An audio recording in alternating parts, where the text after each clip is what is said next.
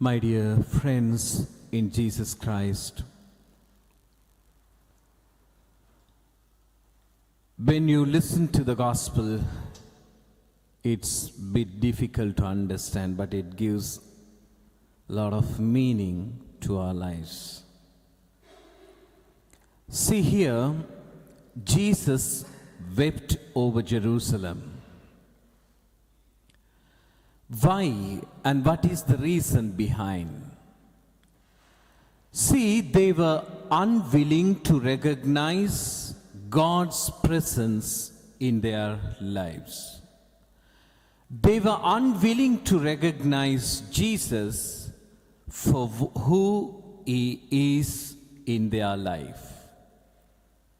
They forgot to realize or recognize Jesus as the one who could change and transform their life.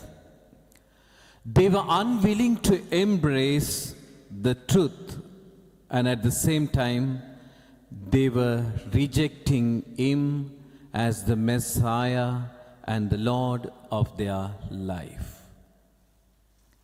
See, dear friends, this may happen even to us as Christians.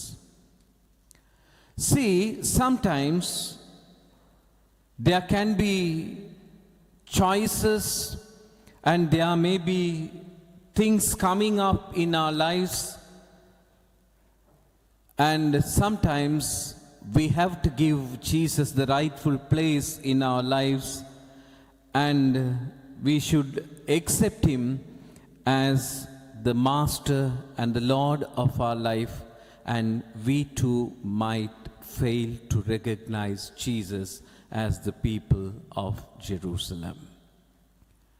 See, when things go in the right way, and when things are on our way, and everything happens for our good, and we ask Jesus to get out of the driving seat, saying that we could control the wheel. That's what we do in our lives. Most of the time, rather than making Him sit on the driving seat, when things are going in the rightful way, we ask Him to sit behind in our car, in our vehicle, in our life. Dear friends, what is the message that you could get from today's gospel? It says, stay close to the Lord and know the time of His visitation in our life. My dear friends, if you fail to recognize Jesus, if you forget to give the right place to Jesus in your life, when everything is going well with your life, if you forget Jesus, He will definitely cry over us one day. Dear friends, if I ask a question, have you been broken? Be honest. Have you been disappointed with your loved ones? All of us would say yes.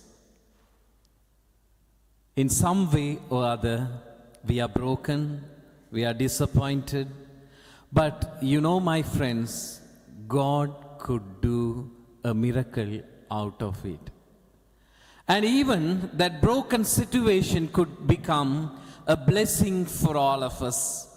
See how it can become a blessing for us. There is a Japanese art called Kintsugi. Okay, you just go and read about it. Kintsugi. They call it Kintsugi. See, Kintsugi is when you restore a broken potteries through gold. They use the gold painting or a gold powder. Why? They wanted to highlight the imperfection, because when it is broken, you restore it, and when they color it with the gold line and all that, it gives more beauty. It adds more color. It gives a new spirit to that pottery. So That is what they call it, Kintsugi. Why I tell you this today is that when it comes to our life, if we are broken, if we are shattered, if we are disappointed, and in our life if we realize that we are in a mess today, give your life to the master artist, Jesus, and He Himself will make something bad into something good. If you are ready to give your life to the Master, if you are ready to give your life to Jesus today, He would make something beautiful out of it. That Kintsugi is for you and for me today. If you give your brokenness, He would make it a beautiful one, and He would give new meaning to our life. And see, we should never stay in a place where Jesus could cry for ourselves. When He cries, Jesus happened to cry, that would be the end of our life. In the book of Samuel, you go and read life of King Saul. God anointed him, made him a king. At one point, God was crying for him. And he says, I regret I created you. And Bible says God left him. At one time he was praying, God did not answer him. See how pathetic his situation was. But God made him a king. God anointed him.